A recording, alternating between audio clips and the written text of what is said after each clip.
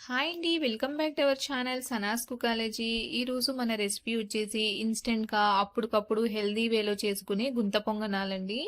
రెగ్యులర్‌గా మనం దోస పిండి, ఇడ్లీ పిండితో అలాగే పొడి వరి పిండితో గుంత పొంగనాల్ని చేసుకుంటూ ఉంటాం కదండీ. అలా కాకుండా హెల్తీగా జస్ట్ 10-15 నిమిషాల్లో అయిపోయే ఈ టేస్టీ హెల్తీ గుంత పొంగనాల్ని ఈరోజు మనం చేసుకుందామండి. ఇవి చాలా చాలా టేస్టీగా ఉంటాయి. పదండి ఇప్పుడు వీటిని ఎలా ప్రిపేర్ చేయాలో చూసేద్దాం. ముందుగా ఒక బౌల్‌ని తీసుకొని ఇందులోకి 1 కప్పు గోధుమ పిండిని వేసుకోవాలి. అలాగే ఒక హాఫ్ కప్పు బొంబాయి రవ్వ, సన్న రవ్వ, సోజీ అంటారు కదా, దాన్ని వేసుకోవాలి. అలాగే రుచికి సరిపడా ఉప్పును కూడా వేసుకోవాలి. ఇప్పుడు ఇందులోకి మనం 1.5 కప్పుల నీళ్ళని పోసుకుందాం. నీళ్ళని పోసుకున్నాక ఇప్పుడు దీన్ని మనం బాగా మిక్స్ చేసుకోవాలండి. ఉంటలు లేకుండా రవ్వ పిండి అనేది అంతా బాగా మిక్స్ అయ్యేలాగా కలుపుకోవాలి.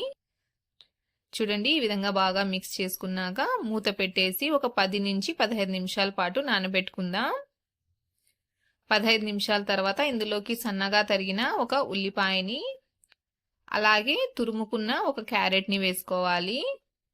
అలాగే సన్నగా తరిగిన ఒక 2 పచ్చిమిర్చిని, సన్నగా తరిగిన కొంచెం కొత్తిమీరని వేసుకోవాలి. అలాగే ఇప్పుడు ఇందులోకి 1 టేబుల్ స్పూన్ జీలకర్ర, చిటికెడు వంట సోడాని వేసుకోవాలి. ఇప్పుడు దీన్ని మనం ఒకసారి బాగా మిక్స్ చేసుకుందామండి. చూడండి, బ్యాటర్ అనేది కొంచెం థిక్గా ఉందండి. ఎందుకంటే మనం రవ్వ వేసాం కాబట్టి రవ్వ అనేది వాటర్ని అబ్జర్వ్ చేసుకుంటుంది, కాబట్టి పిండి అనేది గట్టిపడింది. ఇప్పుడు ఇందులోకి ఇంకొక అరకప్పు నీళ్ళని వేసుకోవాలి. నీళ్ళని వేసుకొని దీన్ని ఇంకొకసారి కలుపుకుందాం. పిండి అనేది మరీ పలుచగా ఉండకూడదు, అలానే మరీ థిక్గా ఉండకూడదండి. చూడండి, వీడియోలో చూపిస్తున్న కన్సిస్టెన్సీలో పిండి అనేది ఉండాలి. ఈ విధంగా కలుపుకొని ఇప్పుడు దీన్ని పక్కన పెట్టేసుకుందాం. ఇప్పుడు స్టవ్ మీద గుంత పొంగనాల ప్యాన్ పెట్టుకొని ఆయిల్ వేసుకోవాలండి.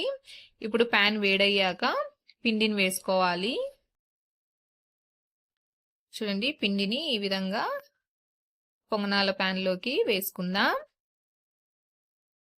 ఇలా వేసేసుకున్నాక ఇప్పుడు దీనిపైన మనం మూత పెట్టేసి ఒక 3-4 నిమిషాల పాటు మీడియం ఫ్లేమ్లోనే వీటిని కుక్ చేసుకోవాలి.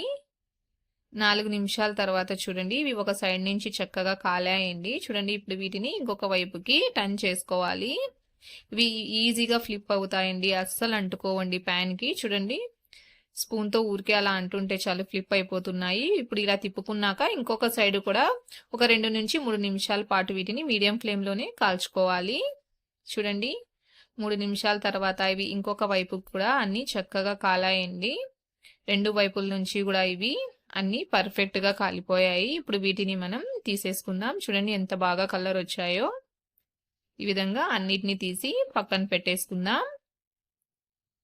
ఇప్పుడు ఇదే ప్రాసెస్లో మనం మిగతా గుంత పొంగనాలని కూడా వేసుకోవాలండి. వీటిని మీరు మీడియం టు లో ఫ్లేమ్లోనే కాల్చుకోండి. మీ దగ్గర టైం ఉంటే లో ఫ్లేమ్లోనే కాల్చుకోండి, లేదా మీడియం ఫ్లేమ్లోనే కాల్చుకోండి. హై ఫ్లేమ్లో కాలిస్తే ఇవి ఏమవుతాయంటే పైనుంచి కలర్ వచ్చేస్తాయి, లోపల అనేది పిండి అనేది సరిగ్గా కుక్ అవ్వదండి, పచ్చి పచ్చిగా ఉంటుంది.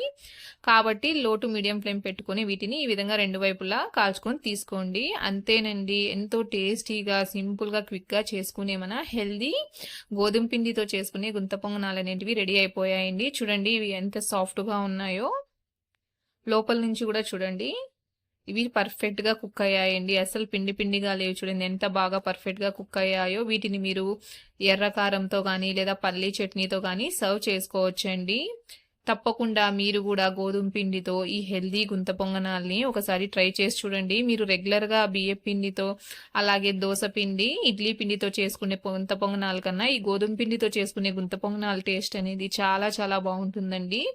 తప్పకుండా ఈ స్టైల్లో ఒకసారి మీరు కూడా ఈ గుంత పొంగనాల్ని ట్రై చేసి చూడండి. మీకు ఈ రెసిపీ ఎలా అనిపించిందో నాకు తప్పకుండా కామెంట్లో తెలియచేయండి. అలాగే వీడియో నచ్చినట్లయితే లైక్ చేయండి, షేర్ చేయండి, అలాగే నా ఛానల్ని సబ్స్క్రైబ్ చేసుకోండి. Thanks for watching.